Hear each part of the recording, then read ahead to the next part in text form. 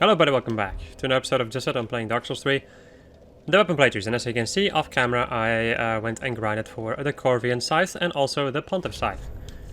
Now, yeah, I still need some faith and then I can use this boy. But for the time being, this one is, I think if I level it up to the same level as the Great Scythe, it's going to be better because of its scaling. It has an S scaling as opposed to having an A scaling that the other, that the normal Scythe has. So, last episode we did, I think Earsteel Dungeon and a Dancer, and today we're going to go into Lofty Castle so that we can obtain ourselves some more Titanite chunks so we can improve our weapons. And then we can go and if I'm lucky I might actually get some more Twinkling Titanite, then I can upgrade the Pontiff Scythe. Next time I get a chance I'm definitely going to upgrade my Faith so that I can reach 12 points in Faith. So that I can use the Pontiff Scythe because it's a pretty cool scythe. Not sure, does it automatically do frostbite damage? No, it is bleeding damage. Okay. All of these weapons do bleeding damage, I think. This one does the most amount of bleeding damage, the Corvian Scythe. It also looks cooler than a normal scythe, so that's the real reason why I'm using it. The damage difference between this one at level 6 and my other scythe at level 7 is not too big, so...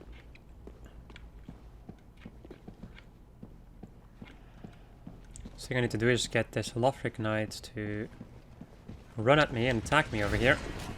So I can go and kill his friend. Wait a second though, what? Oh, now that changes things. I see. So, this weapon also inflicts me with bleed. Can you not, please? Okay, now that changes everything. Interesting. I think I'm gonna stick with this for the time being. I'll see if it becomes detrimental to my health or not. That's something that I'll just have to figure out the hard way. Come on. There we go, so I can not stab you in the back. Ow. We go this way and hope that you run after me. So that your other buddy doesn't catch up with us. When are you even gonna bleed, dude? I'm doing a sizable amount of bleed damage to you. And probably also to myself. Now. I'm gonna get up my parry shield. My parry shield! I fucked up. As I am wont to do. There we go.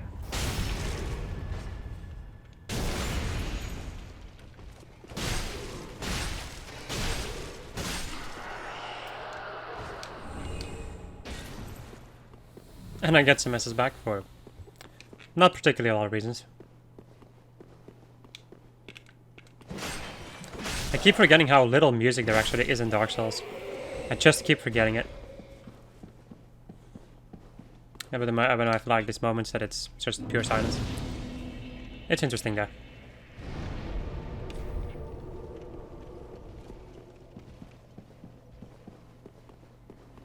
Let's go and grab the player stuff, which I won't use, but I just want to grab it because of reasons.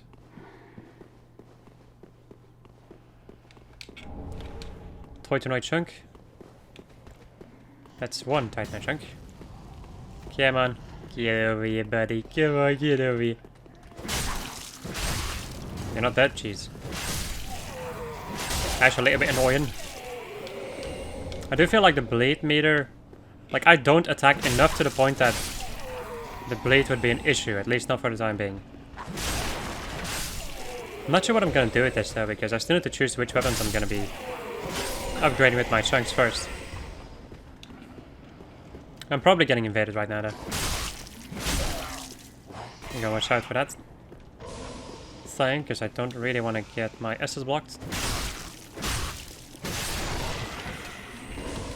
That would be what I would like to call an issue. If that were to happen. I'm gonna stab you in the back.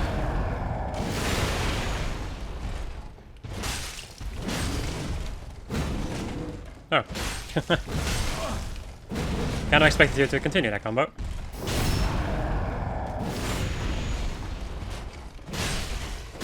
Of course, when anything that like inflicts bleed on me is gonna hit me, then there's a pretty big chance I'm gonna get retaliated with bleed. Which would be pretty bad because bleed is pretty freaking insane. Excuse me for a moment. When I'm wide out and I'm so dang cold in the middle. Ow. Let me go and heal up. So I don't get one shot by Axeman. Ow. Axeman. La la la la la la la, Axeman. It's over here. Really? I cannot heal anymore. Oh well. So be it.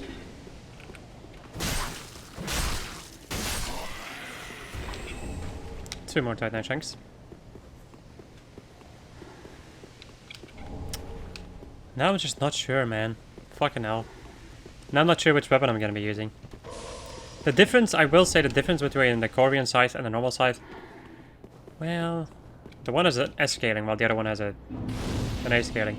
But it might get an S scaling one, but and also the, if you're wondering, the letters that I use, it like if a weapon is an S rank as opposed to having an A rank, it doesn't always mean that it's gonna have better scaling. Quite surprisingly.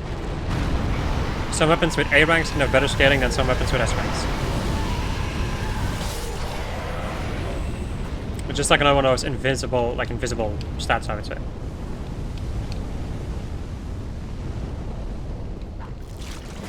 No thanks. Give me that swing, please. Do I have 8? Or was it 6 that I needed? I think I need 8.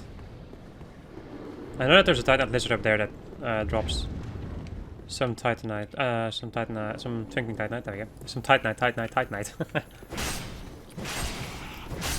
There you go. Yep, 2 twinkling Titanites, nice. Can you not? Oh, hi, Mark.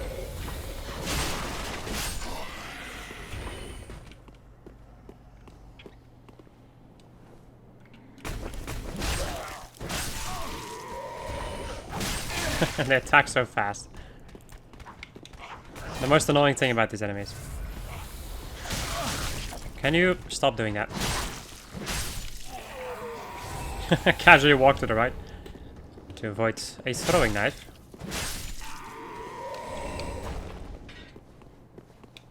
Whilst I obtain even more throwing knives. I don't really need that item.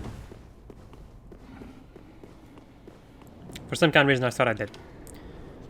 Alright, let's go back over to Firelink Shrine.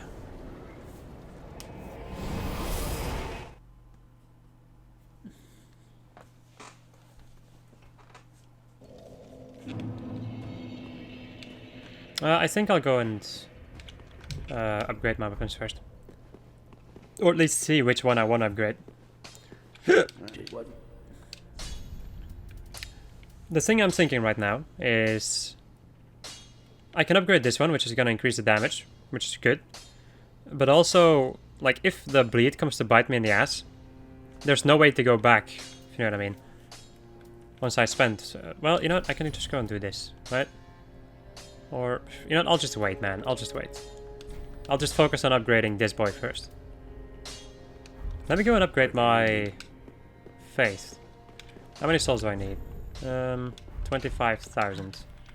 I do have a lot of boss souls still left, so I'm gonna go and sell this boy. And High Lord Volnir.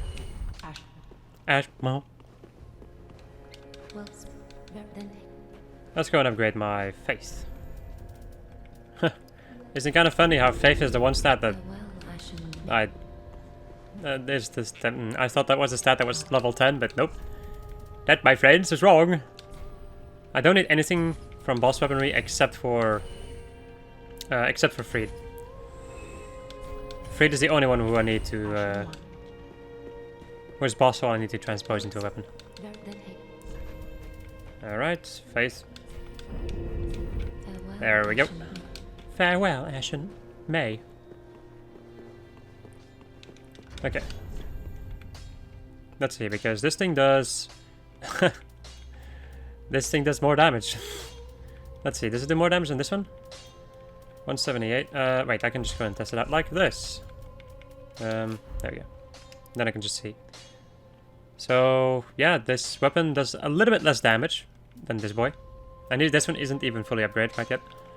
Interesting, but this is still pretty dang good though. I'll hold on to my Titanite slabs once again because, well, it doesn't matter too much because I feel like the Pontiff Ciphers are also really good. And I can get a lot of them anyway, so who cares? There we go, Titanite slab. Very good like that. So now we have a weapon. Nice. With 200 and, wow, a scaling of 210 is pretty dang good. So I think this weapon is pretty dang brittle, right? 55 durability. Well, it's the same as the Corvian side. And it doesn't really matter too much in this game anyway, so... You have your normal attacks. I think it's, in general, the same. I don't know. Stamina usage is also the same, I presume? I think so, yeah. But then you have the weapon skill. This AoE thing that happens around me inflicts frostbite, and now my weapon also inflicts frostbite damage. So yeah. The skill is Frost. Create a bone-chilling frost with each swing of the great scythe that causes a temporary frost effect. Which is pretty freaking awesome. There we go. Let me go and burn the undead bone shard before I forget about it. And let's go over to the first bonfire. And make our way over to the place. The place of worship. No, just the... what's it called? I know the area behind it. Oh, the Consumed King's Garden. There we go. That's the one. Not sure how long this buff actually lasts. I think I'm gonna cast it like right next to one of those Cathedral Knights to see what happens. I'm interested in this. I'm also kind of interested if I increase my damage by any way, shape or form. So what is my damage right now? 389. Okay. So 389.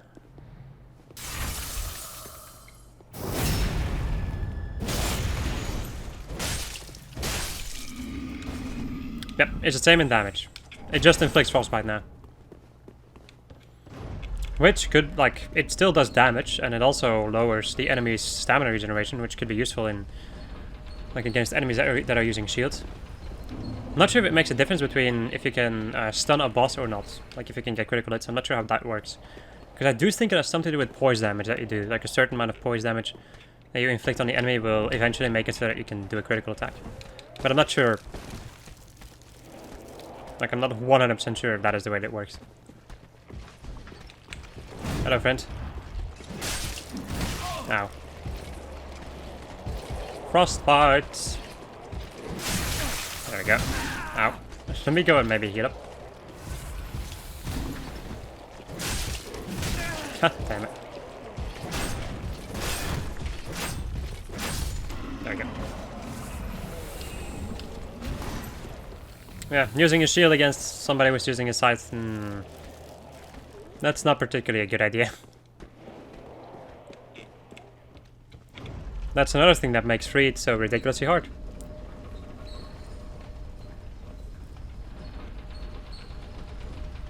Well, that together with, like, a 3-phase boss battle.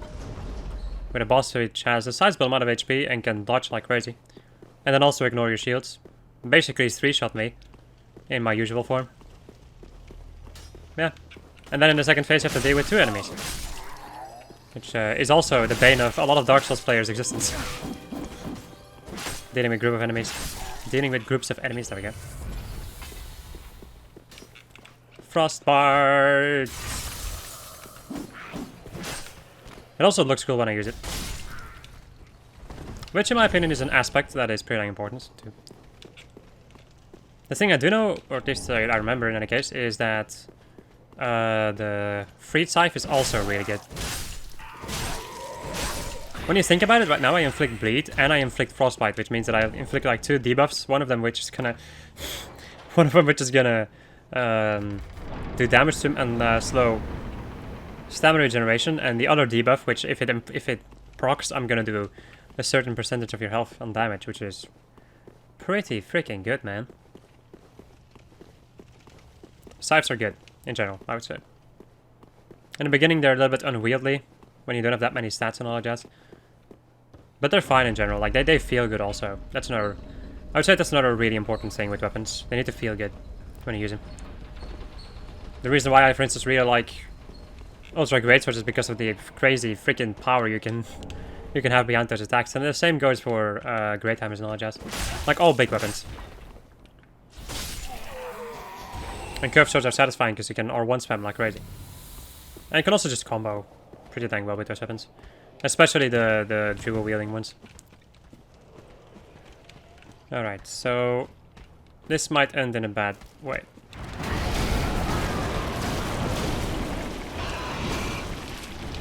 Night chunk. Alley-oop. See you later, shitlord. I wonder if this guy's gonna notice me if I start buffing right next to him. Kinda wanna buff right next to him because then I do the frostbite damage. There we go. He didn't notice it in time. I'm gonna stab you in the back, but I would say that. If I actually could. There we go. Nice. Gonna drop anything? Yep. Lark Titanite. Just gonna stab you in the back.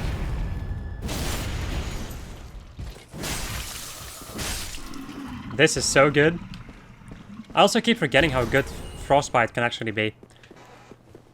It can be a very useful debuff, but a lot of the weapons that use Frostbite damage are not amazing compared to the other ones in their weapon class. So that's one of the reasons why I don't use a lot of them. Because they just like, they get so outclassed in damage compared to the rest.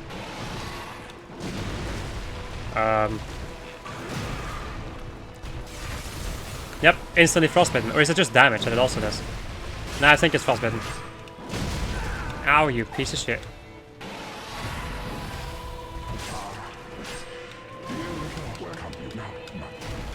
Oh. That was amazing.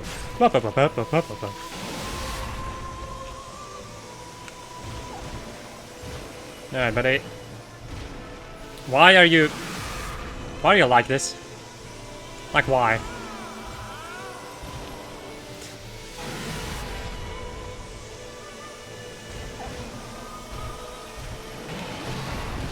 Jesus. Yep. He's definitely susceptible to frostbite. I think a lot of bosses are susceptible to frostbite. Oh.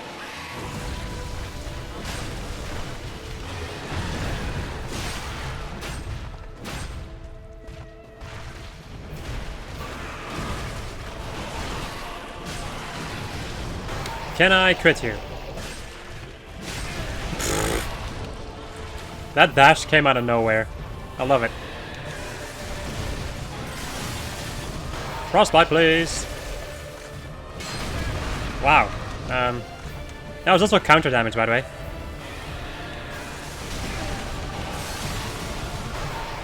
Because of the fact that I just hit the wall.